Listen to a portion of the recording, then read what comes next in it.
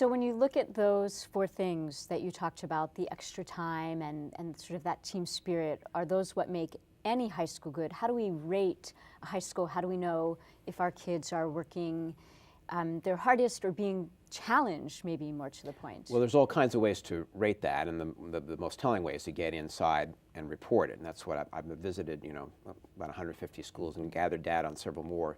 You have to get inside. But I've come up with a way, I think, a quick check, sort of a mind canary, that gives you a sense as to which schools are doing what they should be doing and which aren't. And that's by measuring just the participation in advanced placement or international baccalaureate tests. The test is really the key. It's as I said, at Jaime's place, it was the standard. A lot of high schools have a lot of AP or IB courses, particularly AP courses, but they don't make the kids take the tests. And so you can have an AP course that has AP label on it, but if the kids aren't taking the exam, then there's no incentive to teach it at an AP level. So I developed this thing called the Challenge Index, and readers of the Post in this area see every year I rank all of the high schools in the area, and then in Newsweek each year we rank the top 5% of American high schools. Everybody that's on the Newsweek list is a great school, and essentially how many kids did that school persuade to get into an AP or an IB course and then take the exam?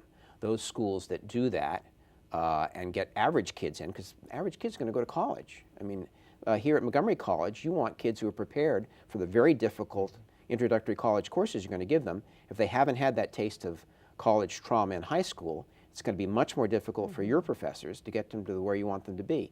So, and sadly, however, only 5% of schools in the United States have reached this modest standard we said in Newsweek, which was having at least as many AP or IB tests as you have graduating seniors.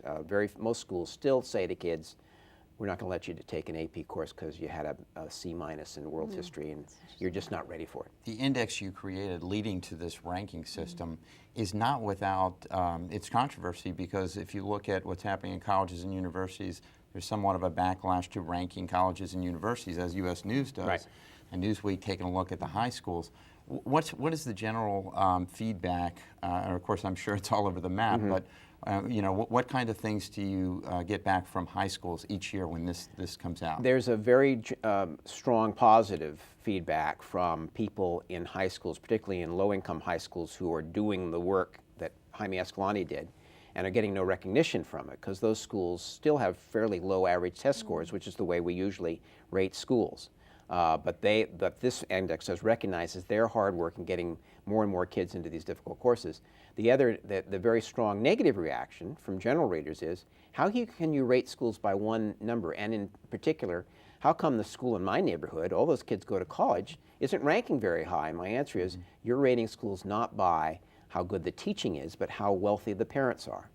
Test scores, average test scores, are a measure of parental income and education, and so we're measuring schools mostly by how rich our parents are. I prefer to measure schools by how hard the teachers are trying to get kids up to the next level.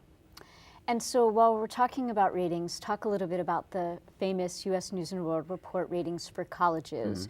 Are they valuable? What do they measure? How much stock should we put into that list?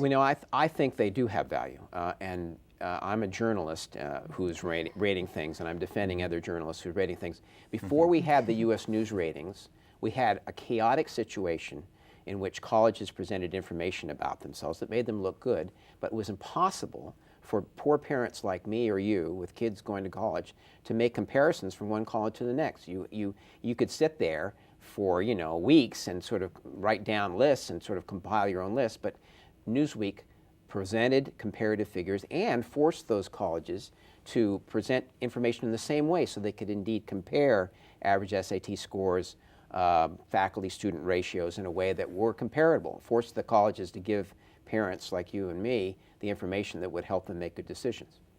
All right, well, we're going to take a short break, Jay. When we come back, one of the things we're going to get into is one of your books here, Harvard Schmarvard, as we go into the subject of colleges and universities. And we're also going to get into a discussion about community colleges, something near and dear to us here at Montgomery College.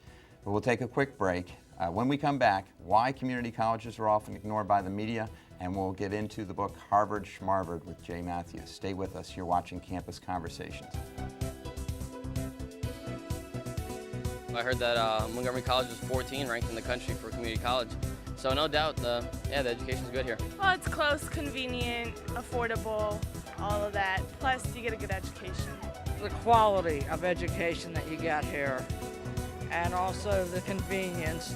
If I were at a four-year school, I'd probably get like the same education here as I would there for the first 2 years. The individual attention, the talking to the professor after class and stuff like that, wouldn't have gotten that at a four-year institution, but I got that here. I do think the education I get here is just the same as any other college. I think it's just about as good as a four-year school.